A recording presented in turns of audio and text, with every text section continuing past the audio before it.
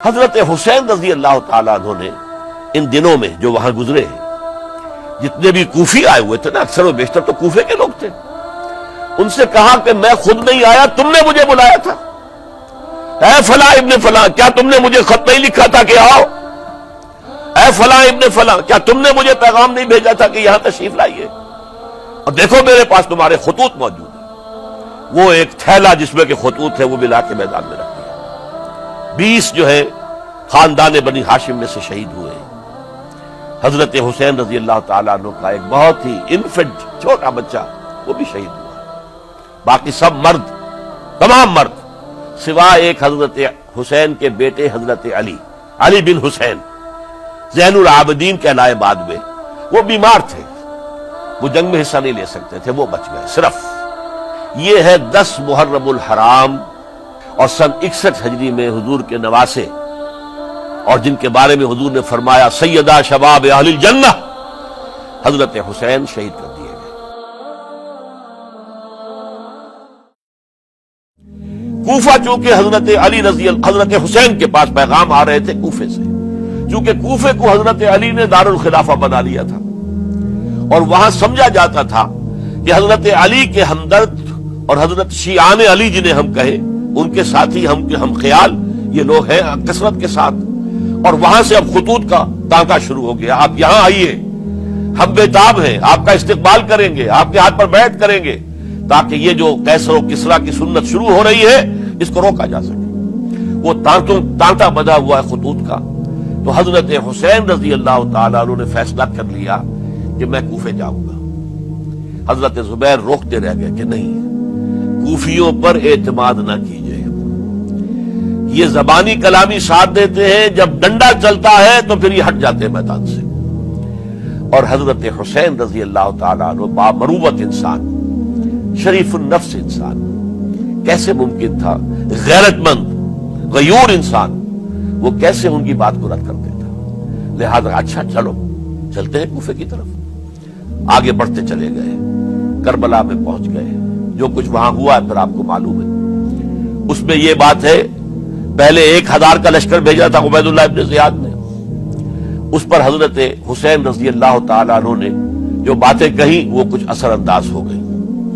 ان کا افسر جو تھا حر بن یزید تمیمی، وہ بعد میں حضرت حسین کا حامی ہو گیا، اور حضرت حسین کے ساتھ ہی اس کو بھی شہادت نصیب ہوئی۔ پھر دوسرے کو بھیجا عمرو بن سعد۔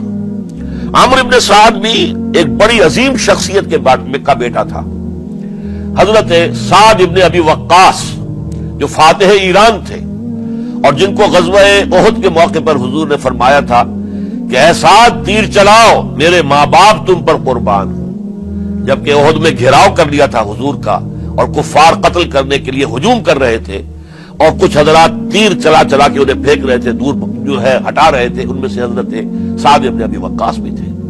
پھر وہ فاتح ایران تھے، اسی لیے گورنر بن گئے تھے ایران کے۔ سعد جو ہے ان کا بیٹے، یہ عمرو جو ہے، یہ اب ایک بڑے صوبے کا گورنر بھی تھا، اس وقت 4000 آدمی دے کر بھیجا۔ وہ بھی نرمی کرتا رہا، اس نے کوئی تشدد نہیں کیا، اس کے اندر بہرحال اپنے عظیم باپ کے خون کا کچھ اثر تھا۔ لیکن یہ کہ پھر ابن زیاد کو اطلاع مل گئی کہ عمرو ابن سعد جو ہے وہ تو لے تو لال کر رہا ہے، حملہ نہیں کر رہا، قتل نہیں کر رہا، بلکہ یہ کہ وہ تو اس راستہ بھی دینے کے لیے تیار ہے کہ نہ مدینے کی طرف جائیے اور نہ آپ مکے کی طرف جائیے، نہ کوفے کی طرف جائیے، بلکہ آپ چاہے تو دمشق چلے جائیں، یزید سے اپنا معاملہ کر لیں۔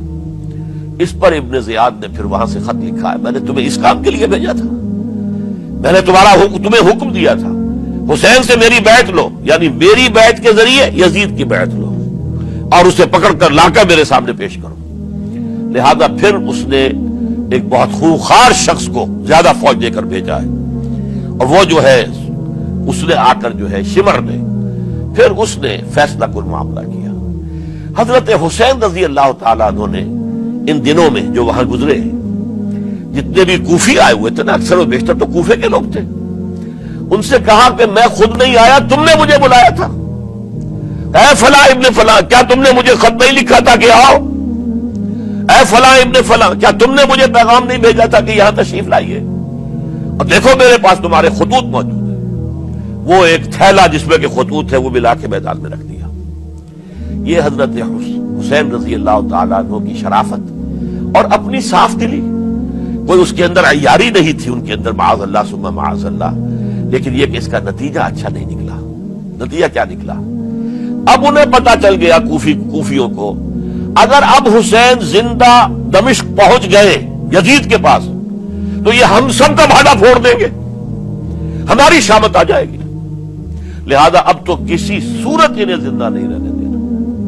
یہ ایک بڑا اہم واقعہ، نوٹ کر لیجیے اس کو. اس لیے کہ حضرت حسین نے ایک ایک کا نام لے کر، اے فلاں ابن فلاں، اے فلاں ابن فلاں، اے فلاں ابن فلاں، کیا تم نے خط نہیں لکھا تھا؟ کیا تمہارا پیغام نہیں تھا؟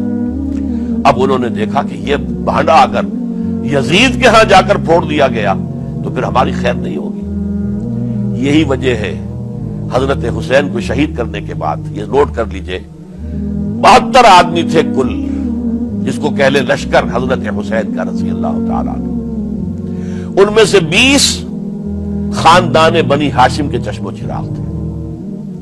وہ بڑی بہادری سے لڑے، بڑی بہادری سے لڑے، ایک ایک نے لڑ کر جان دی ہے، بہت سو کو مارا ہے.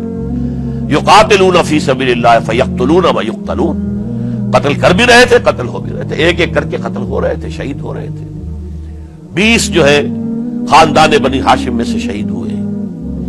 حضرت حسین رضی اللہ تعالیٰ عنہ کا ایک بہت ہی انفنٹ چھوٹا بچہ وہ بھی شہید ہوا ہے. باقی سب مرد، تمام مرد، سوائے ایک حضرت حسین کے بیٹے حضرت علی بن حسین زین العابدین کہلائے بعد ہوئے.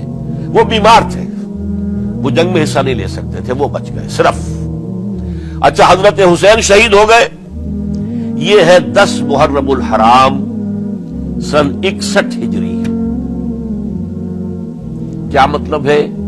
حضور کے انتقال کے ٹھیک 50 برس بعد، سن 11 ہجری میں حضور کا انتقال، اور سن 61 ہجری میں حضور کے نواسے، اور جن کے بارے میں حضور نے فرمایا سیدہ شباب اہل الجنہ، حضرت حسین شہید کر دیے گئے. اور اس کے بعد اس لشکر نے خیموں کو آگ لگا دی.